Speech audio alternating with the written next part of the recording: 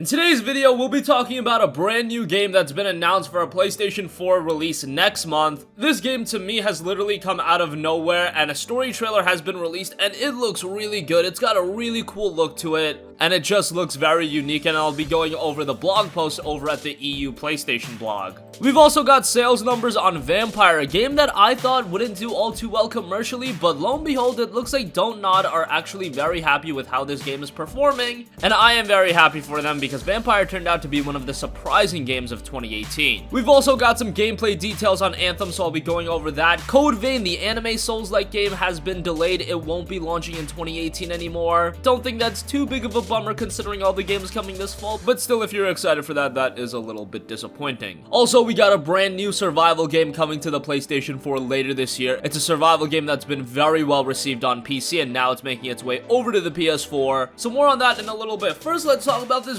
brand new sci-fi thriller that's coming to the PlayStation 4 next month, and that is State of Mind. State of Mind is coming from the team at Data Lake Entertainment in Germany, and it's touted as a dark, deep, and ultimately dangerous thriller that focuses on the most discussed topic of the day: transhumanism.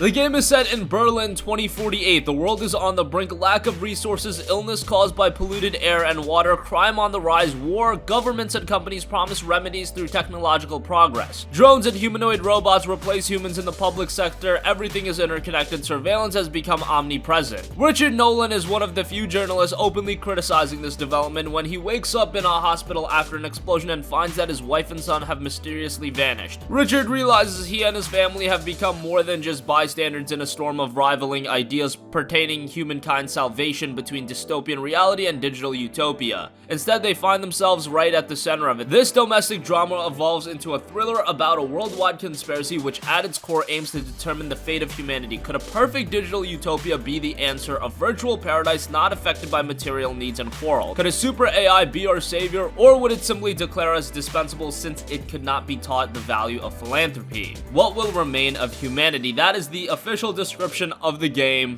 and this is a game that has an awesome art style. Just reading that little synopsis of the game gives me a little bit of Detroit Become Human vibes, but I'm sure the game will have its own unique elements. State of Mind is coming to the PlayStation 4 on August 15th, and it'll be released at $29.99. Our project has entered a decisive phase.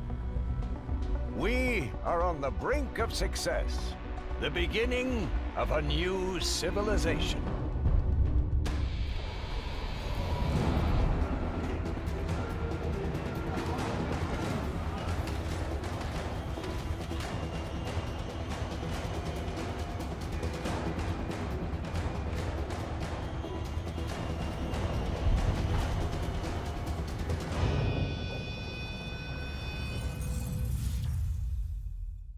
Next up, Vampyr. The vampire-themed RPG has done fairly well from a commercial standard. Now, it's done fairly well when you compare it to expectations. I thought this was a game that not a lot of people were gonna check out, but lo and behold, that Vampyr has actually managed to sell over 500,000 copies across all platforms in its first month. Don't Nod CEO Oscar Gilbert talked about this piece of news, and he said this: "We are very proud because since its launch, our last original creation meets a great craze among players. Thanks to our new role as co-producer, we will greatly benefit from this commercial success." That's great to hear. I personally enjoyed Vampyr. I thought it had some fantastic voice acting. I thought the story was very good. I definitely understand why gamers had complaints with some of the gameplay elements. Some of the gameplay just downright felt archaic, but I would love to see Don't Nod try another vampire-themed RPG. I think there's a lot of potential with this IP, and they've created a pretty good foundation for what they could do in the future.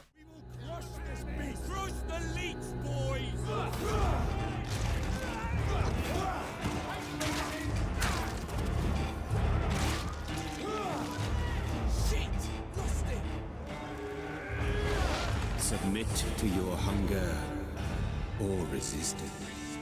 But remember, mortals are now your prey. And you, my child, their mortal enemy. Moving on from that, while Anthem won't be releasing in 2018, it is one of 2019's most anticipated titles, and a big focal point has been put on the fact that it is very much focused on multiplayer. Yes, BioWare has said that you can play through the game solo, but they said that they also hope that players try to play the game with friends at least once. Somebody asked BioWare's Mark Darrow over on Twitter this: I don't know if this was already asked, but when playing solo, will the other javelins controlled by AI join the player, or does solo mean solo? Mark Dara responded, if you are playing alone, there will not be AI players joining you. I personally really like that. If I'm playing a game solo, I do not need a couple of bots wandering around and helping me out. If it's a part of a story and a couple of teammates come and help you for that objective, that's one thing, but to just have AI following you around through the entirety of the game, I am not a fan of that, so I'm very happy to hear this about Anthem. Personally, it doesn't seem I'm as excited for Anthem as most people are. I do see some potential in it, but it's giving me very much Destiny vibes, and I don't want to get too excited for the game, and I do hope that it has some quality lore, and considering that it is coming from the main BioWare team, hopefully the story and characters are on point. Right. Checking out the Scar Camp some more. Look at all the weapons! Oh, and the turrets! Better move quickly.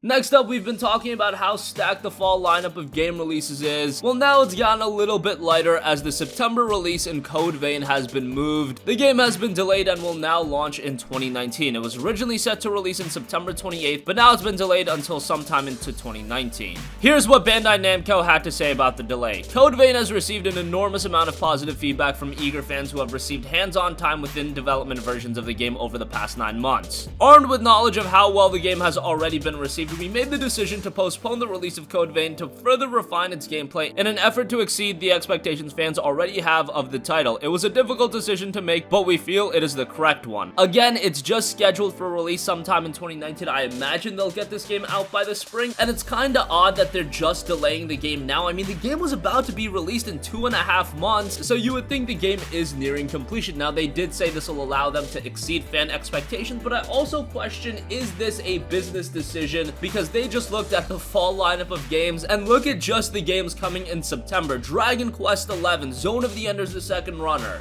Spider-Man, Shadow of the Tomb Raider, Valkyria Chronicles 4, Spyro Reignited Trilogy, and those games were coming off of existing IPs. Code Vein, a brand new IP, it was gonna have trouble faring against all of those games. I am all for pushing this game back a little and waiting till, say, March or April when it's a little bit more quiet and releasing Code Vein and letting it get all of the attention then. Now, I've been saying this often with a lot of games, pushing them back into the spring, but now you actually look at the early 2019 lineup, and it's looking to be as stacked as the fall 2018 lineup. So I don't know how much longer that method is gonna be great, but for now, hopefully when Code Vein is released, all eyes are on it and not a bunch of other games at the same time, because it is a brand new IP and it's gonna want to make the biggest impact right from the get-go, especially if they do want this to be a franchise for the future.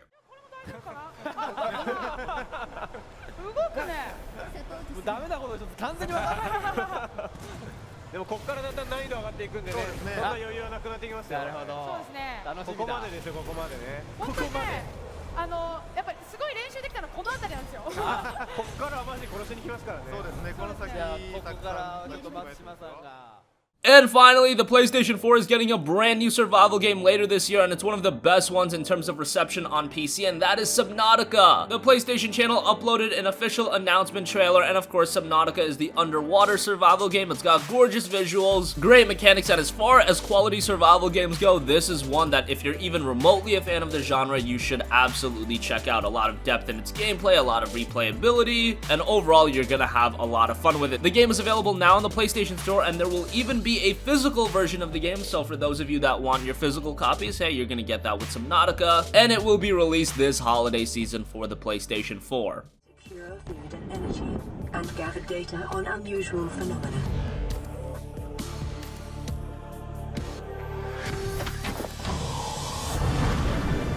Ten seconds of oxygen remaining. 9, 8, 7, 6, 5, 4, 3, 2. We shouldn't have gone so deep. So that is going to conclude this video. A lot of great news. State of Mind coming next month on August 15th. What do you think about the game based on the description that I told you? Based on the visuals that you're seeing, is this a game that interests you? Because it definitely interests me. Vampyr has surpassed the 500,000 sales mark. What do you think about that? Have you played the game or are you waiting for it to be discounted? I do foresee it being discounted sometime in the fall, so if you have yet to check it out, wait until it's $20 or $30 and definitely give it a look. While I wouldn't say it's among the best games of the year, I would say it was a very surprising game and I'm happy to see it succeed. Anthem single player mode won't include AI bots following you around, and I think that is a great inclusion. Code Vein has been delayed until 2019. Yes, some will be disappointed, but let's be real, you do not have a shortage of games to play this fall, especially if you're just looking for Japanese games. As I mentioned, just September alone, you've got Dragon Quest XI and Valkyria Chronicles 4, and those two games will keep you very, very busy. And finally, the survival game in Subnautica is coming to the PlayStation 4 later this year. It's available on the PlayStation Store to pre-order right now, and a physical copy will be available at release. Sound off with all of your thoughts in the comment section down below. Thank you for watching, and goodbye.